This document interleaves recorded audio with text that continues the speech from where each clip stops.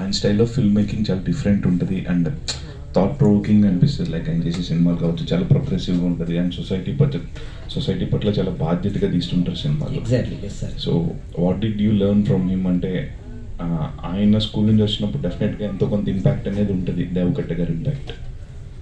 Yeah sir, sure. Yeah, so Deva Katta గారు, yeah మీకు తెలిసినట్లు అంటే సార్ తీసుకు సబ్జెక్ట్స్ కానీ అవన్నీ సోషల్ ఓరియంటెడ్గా, రెస్పాన్సిబిలిటీ అంటే బిగ్ స్టోరీ ఉంటుంది అది.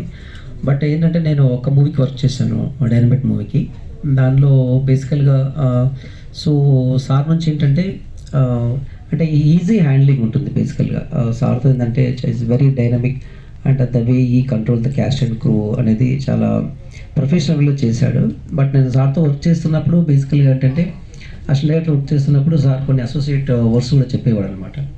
సో అంతా 24 hours నేను అసలు సార్ మేకింగ్ గురించి ఉండేవాడిని. సార్ దగ్గర నియర్గా ఉండి చాలా కీన్గా అబ్జర్వ్ చేసినాను. సార్తో నేర్చుకునేది అంటే బేసికల్గా స్టోరీని బాగా అనాలిసిస్ చేసి దాంట్లో ఎక్కువ టైం తీసుకుంటాడు సార్ బేసికల్గా. అండ్ ఆల్సో ద టైమింగ్స్ కానీ the way of film making, the way he handle the all the cast and crew దగ్గర నుండి చాలా నేర్చుకున్నాను. బట్ ఆ ఇంపాక్ట్ ఉంటుంది. బట్ డెఫినెట్గా నేను సార్తో నేర్చుకున్నాను. అండ్ సో అది ఒక ఇన్స్పిరేషన్ అండ్ దగ్గర నుంచి ఫిల్మ్ మేకింగ్ చూసాను ఎలా చేసుకుంది. అది బేసికల్గా అక్కడ నుంచి నాకు ఒక డేర్ వచ్చిందండి. సో దేవకట్ట గారితో వర్క్ చేసిన తర్వాత ఫిల్మ్ మేకింగ్ అంటే ఏంటి, డైరెక్షన్ అంటే ఏంటి, ఎలా చేస్తారు, so basic idea I learn.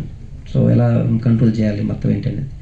So అలాగా చేశాను. But I'm so lucky with dynamic director Deva Katta గారితో వర్క్ చేయడం. నాకు 2-3 మూవీస్కి వర్క్ చేసినంత ఫీలింగ్ వచ్చేసింది. మీరు మంచి క్వశ్చన్ అడిగారు. చాలామంది ఫస్ట్ సినిమాని ఎలా చేస్తారని అడిగారు. ఫస్ట్ సినిమాదే లాస్ట్ సినిమాదే.